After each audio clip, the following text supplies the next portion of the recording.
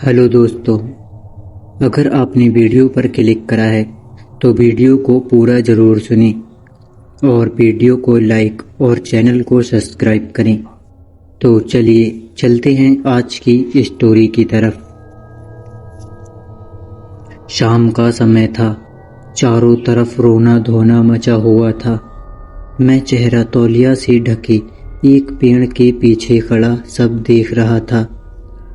बड़े बूढ़े चुप थे, जबकि औरतें जोर जोर से रो रही थीं। सामने एक बच्चे का शव रखा हुआ था, करीब 2.5 या 3 साल का। मैं 1 घंटे से खड़ा था, सिर्फ उसके दफनाने का इंतजार कर रहा था। आखिरकार कुछ बुजुर्ग आगे आए, शव को सफ़ेद कपड़े में लिपेटकर गड्ढे में रख दिया। महिलाओं की चीख फिर गूंज उठी। शव पर नमक, नीम की पत्तियां, फूल और गुलाल डाले गए। सबने एक एक कर मिट्टी से उस गड्ढे को ढक दिया। धीरे धीरे लोग वहां से चले गए। अंधेरा गहराने लगा। मैं अब भी वहीं छुपा बैठा था, क्योंकि मेरा असली काम रात ढलने के बाद शुरू होना था। मैं साइकिल लेकर बगल के गांव पहुंचा। वहां एक बंजर मैदान में एक पुराना टूटा फूटा घर था, जिसमें एक बाबा रहते थे। बाबा अजीब शक्ल सूरत के थे। लोग उनसे डरते थे, कहते थे वो तांत्रिक है, तंत्र मंत्र जानते हैं। 6 महीने से मैं उनके पास जा रहा था। मेरा दुख था गरीबी। घर उजड़ गया था, पत्नी और बेटा छोड़कर चली गई थी। बाबा ने कहा, तुम्हें अमीर बनाने का एक तरीका है मेरे पास, पर शर्त ये है, ताज़ा बच्चे का शव चाहिए, और आज अमावस्या की रात है। वो शव मुझे मिल गया था। मैं भागकर बाबा की झोपड़ी पहुंचा। उन्होंने मुझे राख दी और कहा, दूसरे पहर में इसे शरीर पर मलना, शव को कब्र से निकालना। तीसरे पहर में हम साधना शुरू करेंगे। रात के 9 बजे मैं फावड़ा कुदाल लेकर कब्रिस्तान पहुंचा।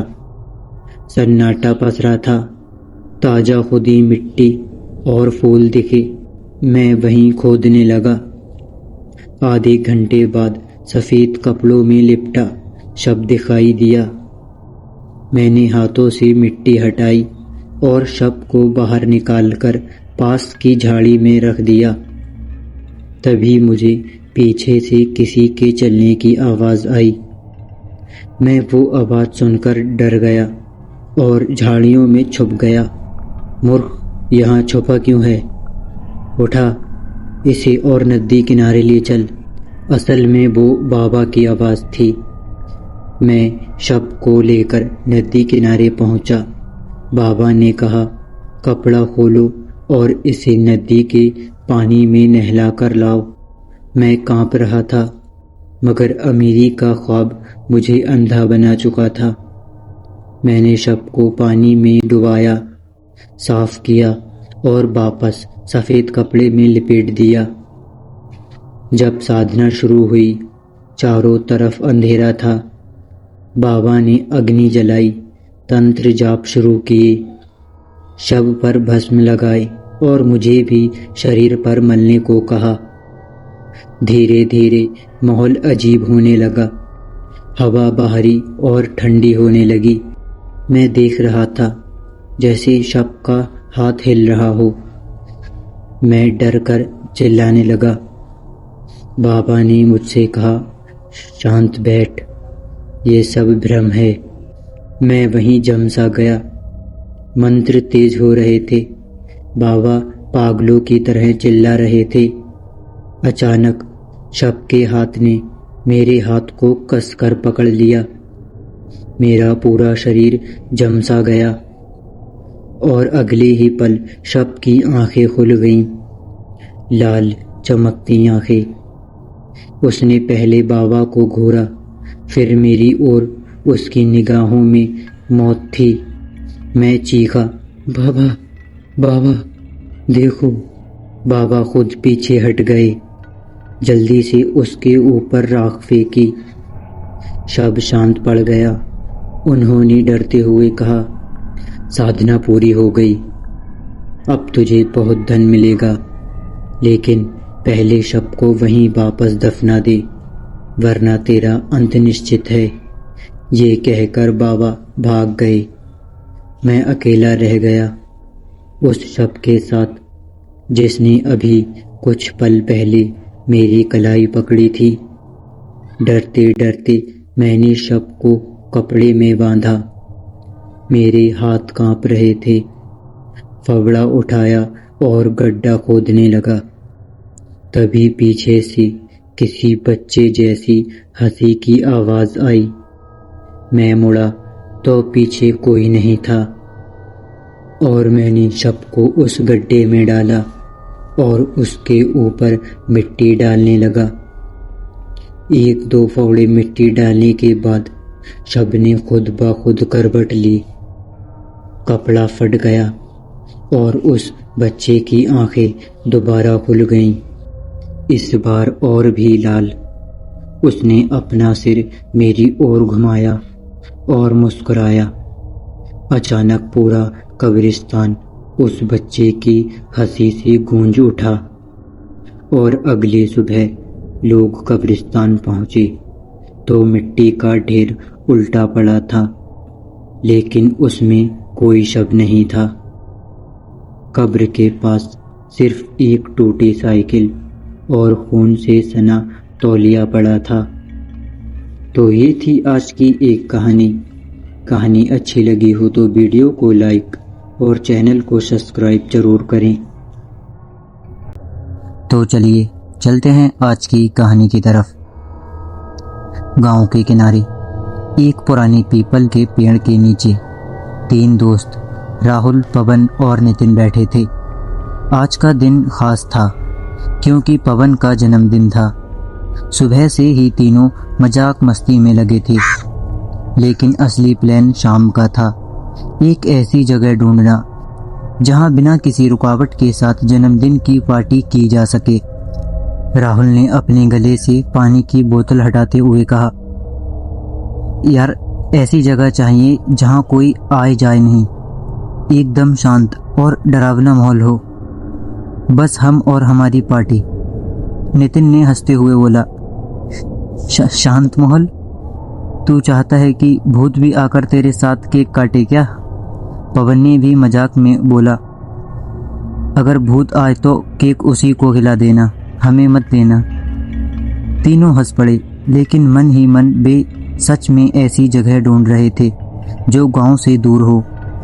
दिन भर वो आसपास के खेतों, सूखे कुओं और पहाड़ी रास्तों पर घूमते रहे, लेकिन हर जगह या तो लोग मौजूद थे या फिर वह जगह पार्टी के लायक नहीं थी। शाम के 6 बज चुके थे। सूरज पहाड़ियों के पीछे डूबने लगा था और चारों ओर सुनहरी रोशनी फैलने लगी थी। धीरे धीरे वह रोशनी लाल और फिर काले रंग में बदलने लगी। तभी राहुल ने धीमे स्वर में कहा, मुझे एक जगह पता है जो बिल्कुल पार्टी के लिए सही है। पवन और नितिन ने एक साथ पूछा, कौन सी? राहुल ने आंखों में शरारत भरते हुए कहा, गांव के बाहर जंगल में जो पुराना अस्पताल है ना, वहीं। यह सुनते ही पवन का चेहरा उतर गया। क्या तुझे होश तो है ना? उस अस्पताल के बारे में तूने गांव वालों की बातें नहीं सुनी क्या? वहां एक चुड़ैल का साया है। रात होते ही अंदर से चीखें सुनाई देती हैं। राहुल हंसते हुए बोला, अरे यार, ये सब गांव की बकवास बातें हैं। कोई चुड़ैल वुड़ैल नहीं होती, बस लोग डर के मारे वहां नहीं जाते। नितिन ने भी थोड़ी घबराहट जताई, लेकिन यार अगर सच में कुछ हुआ तो? राहुल ने कंधे उचकाए, कुछ नहीं होगा, और वैसे भी सोचो वहां कोई आएगा नहीं, कोई टोकने वाला नहीं, और हमें पूरा मजा मिलेगा। पवन ने थोड़ी देर चुप रहकर कहा, ठीक है, लेकिन मैं पहले तुम्हें वहां छोड़ दूंगा और पार्टी का सामान लेने जाऊंगा। राहुल और नितिन ने हामी भर दी। जब वे तीनों गांव से बाहर जंगल की ओर बढ़े तो अंधेरे जब वे तीनों गांव से बाहर जंगल की ओर बढ़े तो अंधेरा पूरी तरह फैल चुका था। रास्ते में झींगरों की आवाज और हवा की सरसराहट सुनाई दे रही थी। कुछ देर बाद वे सब उस जगह पहुंच गए जहां पुराना अस्पताल था। सामने एक टूटी हुई लोहे की गेट थी जिस पर जंग लगी हुई थी। गेट पर टेढ़े मेढ़े अक्षरों से सरकारी अस्पताल लिखा था, लेकिन आधा पेंट उखड़ चुका था। अंदर घना अंधेरा था, सिर्फ टूटी खिड़कियों से आती हल्की चांदनी दिख रही थी। अस्पताल की दीवारों पर काई जमी थी और जगह जगह दरारें पड़ी हुई थीं। वे दोनों लोग उस अस्पताल के अंदर गए तो उन्होंने वहां जाकर देखा। कमरों की खिड़कियां पूरी तरह टूट चुकी थीं और लकड़ी के दरवाजे हवा में चरमरा रहे थे। पवन ने गाड़ी रोकी और उन्हें आवाज लगाकर कहा, ठीक है, तुम दोनों अंदर ही मुझे मिलना, मैं सामान लेकर आता हूँ। राहुल और नितिन ने मोबाइल की टॉर्च ऑन की और धीरे धीरे अस्पताल के और अंदर जाने लगे। वे अस्पताल के अंदर टॉर्च जलाकर पार्टी करने की जगह ढूंढ रहे थे। तभी उन्हें एक अजीब सी बदबू ने उनका स्वागत किया और पुरानी दवाइयों की गंध आ रही हो। दीवारों पर पुराने पोस्टर लटके थे, फर्श पर टूटी हुई कांच की शीशियां पड़ी थीं, धूल और चूहे के पैरों के निशान थे। वे धीरे धीरे सीढ़ियों की ओर बढ़े। लकड़ी की सीढ़ियां उनके कदम रखते ही चरमरा रही थीं। दूसरी मंजिल पर पहुंचकर उन्हें एक कमरा मिला जो बाकी कमरों की तुलना में साफ था। शायद किसी ने हाल ही में इसका इस्तेमाल किया था। यही ठीक रहेगा, राहुल ने कहा।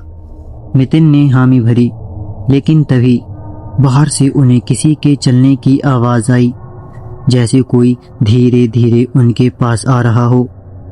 नितिन ने तुरंत उठकर दरवाजा खोला, लेकिन बाहर कोई नहीं था। राहुल ने मजाक में कहा, शायद चूहे होंगे। तूने बाहर उनके पैरों के निशान तो देखे थे ना? लेकिन नितिन के चेहरे पर से हंसी गायब थी। यार, ये आवाज इंसान के पैरों जैसी थी। अचानक पीछे वाले कॉरिडोर से किसी के रोने की धीमी आवाज आई। आवाज इतनी धीमी थी कि जैसे कोई गले में हंसी सिसकियों से रो रहा हो। राहुल ने टॉर्च की रोशनी उस ओर डाली, लेकिन कॉरिडोर खाली था। फिर उन्होंने देखा, फर्श पर गीले पैरों के निशान थे, जैसे कोई अभी अभी वहां से नंगे पैर गुजरा हो। नितिन ने घबराकर कहा, ये जगह ठीक नहीं है। पवन आए, फिर हम यहाँ से चलते हैं। लेकिन राहुल जिद्दी था। यार, थोड़ी देर और रुक, देख तो सही, हो सकता है कोई एडवेंचर हो। वे वापस कमरे में आ गए। राहुल मोबाइल में गाना लगाने लगा, लेकिन तभी गाने के बीच से ही मोबाइल अपने आप बंद हो गया। बैटरी भी फुल थी, फिर भी स्क्रीन काली हो गई। इसी दौरान दरवाजा धीरे धीरे अपने आप बंद हो गया, बिना हवा के। दरवाजा बंद होते ही कमरे का तापमान अचानक ठंडा हो गया। दोनों की सांसें धुएं जैसी दिखने लगी। राहुल ने दरवाजा खोलने की कोशिश की, लेकिन जैसे किसी ने बाहर से उसे पकड़ कर रखा हो। नितिन ने टॉर्च घुमाई और कमरे के कोने पर डाली। वहां अंधेरे में एक परछाई थी जो धीरे धीरे हिल रही थी।